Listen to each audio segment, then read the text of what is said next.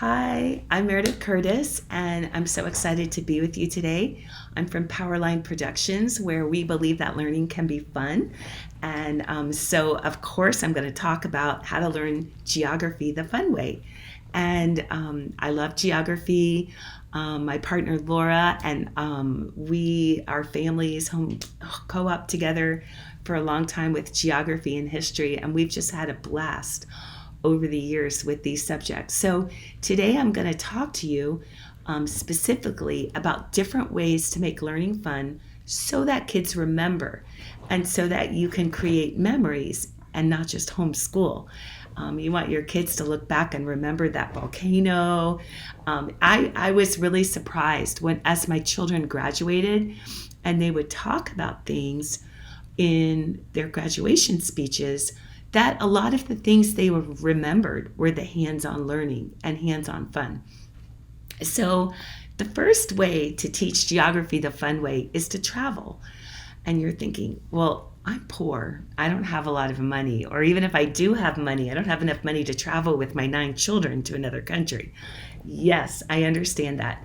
So what Laura and I did with our families is that we actually set up an airplane and we set up a waiting room and we got made passports and we actually traveled to other countries.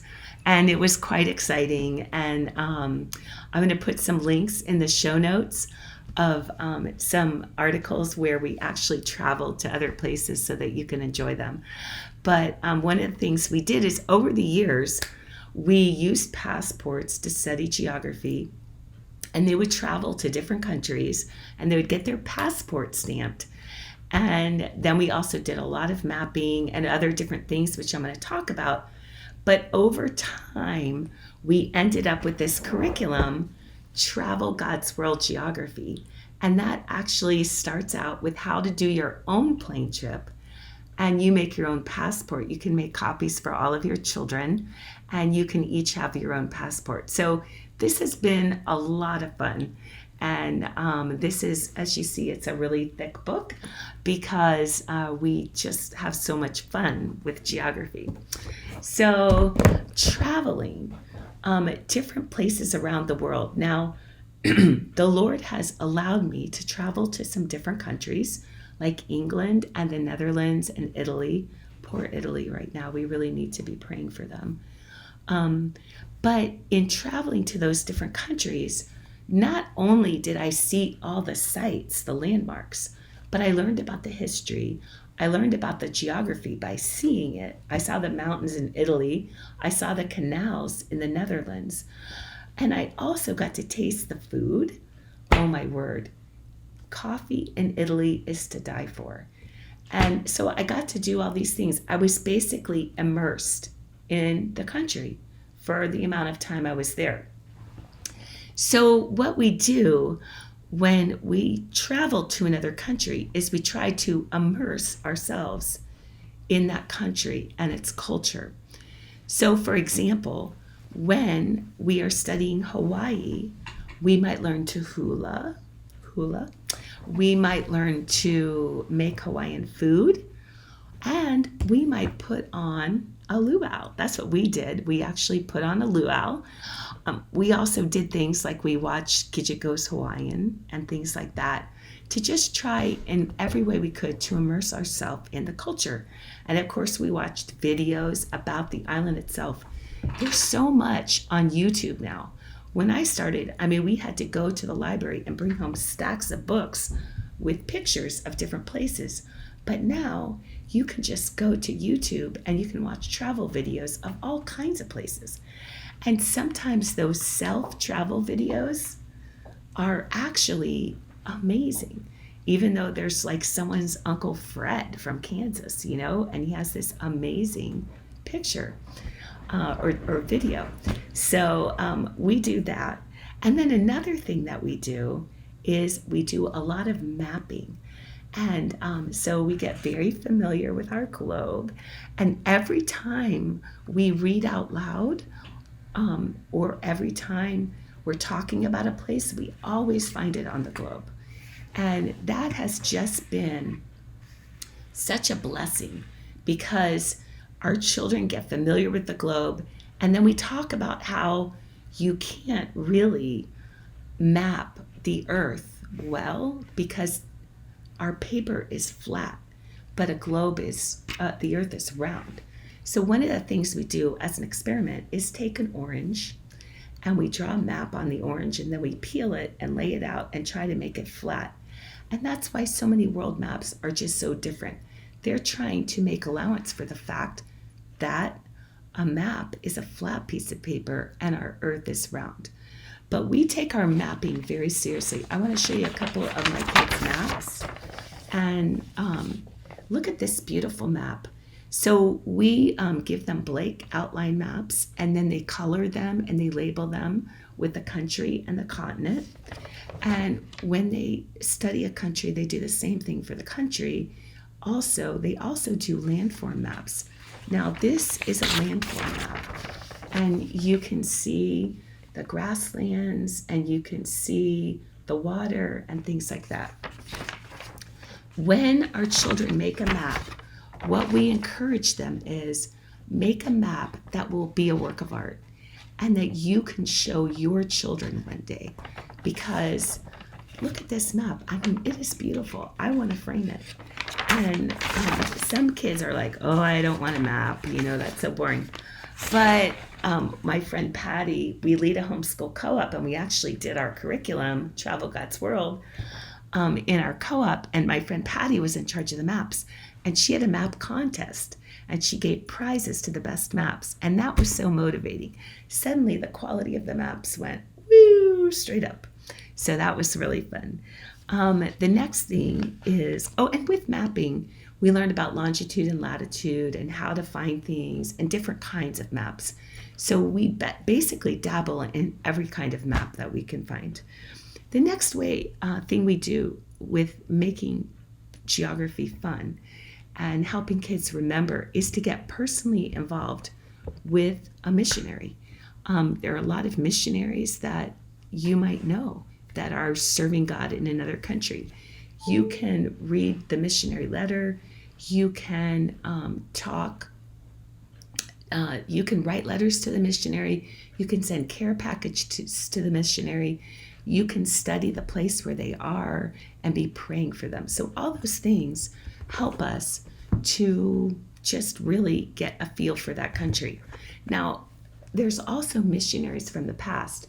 This is a book called Bronco, and it's about a missionary, Bruce Olson, who went to Venezuela, and he ministered to people in Venezuela. And I just love this book.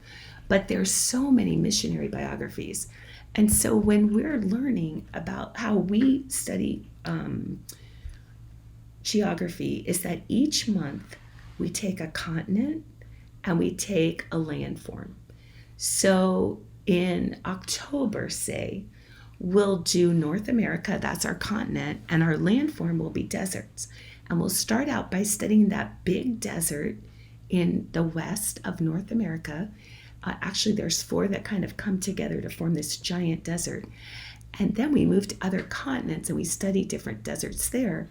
And then we study the continent of North America and the countries itself.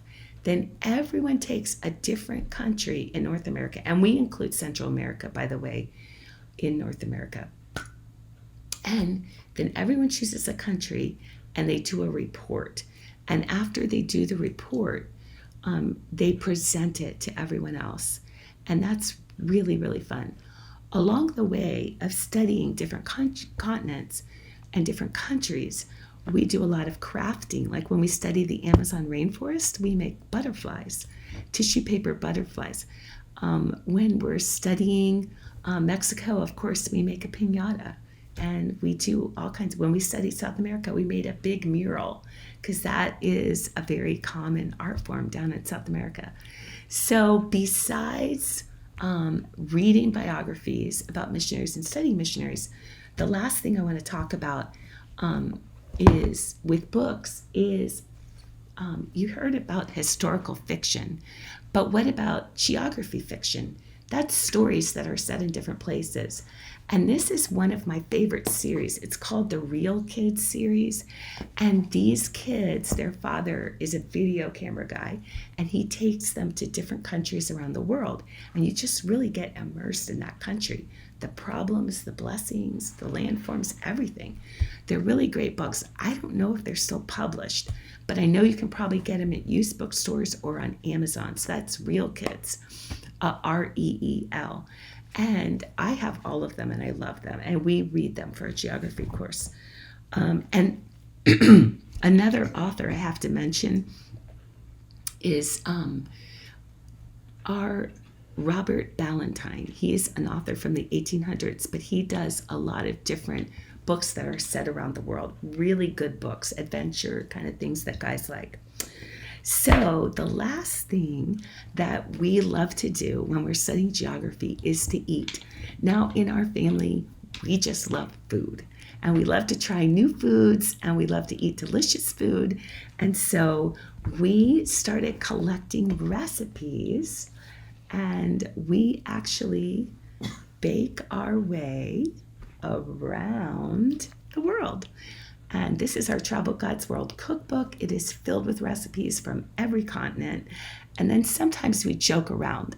Like when we were studying Antarctica, we ate fried chicken and said it was fried penguin. It really wasn't, but we had a good time. Anyway, so you can see it's so fun to study geography hands-on way. And don't forget, with geography, you can study using toys. This is a llama from Peru. And this is a doll from Mexico. Isn't she cute? I love her. I bought her in Mexico. And so what we do is we just start collecting things from other countries. If you look behind me in my china cabinet, we have different things from other countries. And we have a good time. So again, how do you study geography the fun way? You travel. You go to a different country and you get immersed in the culture. And I hope you have a great time. Before we finish geography, I did want to talk a little about your state geography, because a lot of times homeschoolers, we study with all our children together, and a lot of times we don't take a year to study state history like the public school system does or private school system does. I think they usually do it in 4th grade or something like that. So I came up with a way to study state history that I think you'll really like. And it starts by making a notebook. Now, I live in Florida. This is our Florida notebook. And in it, you can find just things that we've done about Florida and learned and put in our notebook. So basically what we do is instead of taking a chunk of time and studying Florida, we study Florida in little pockets. And so in the notebook, there's different, you can see there's an index at the beginning, and I'll read you.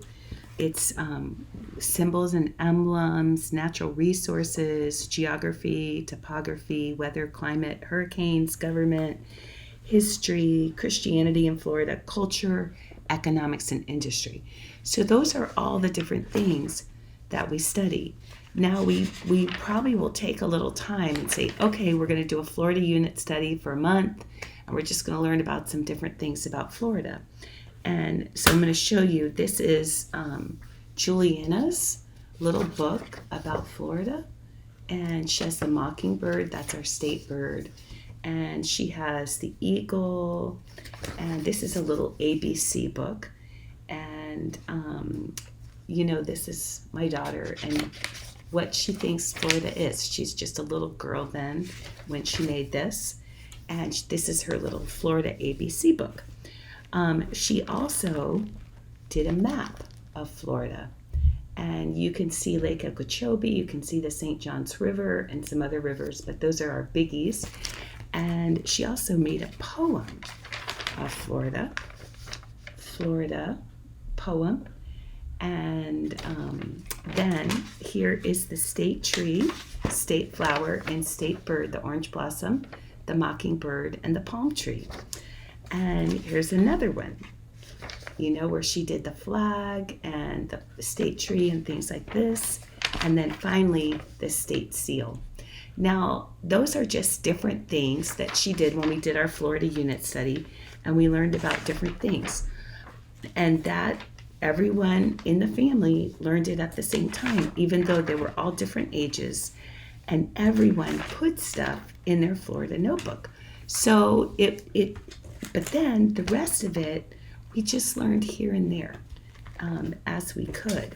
And so I'm going to show you some of the other things that we did and other pages. For instance, this is finding our state among the rest of the United States.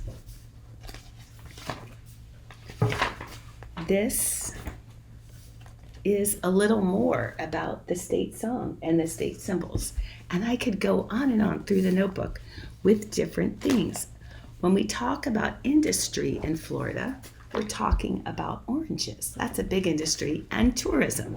That's another big industry. So we might visit an orange grove.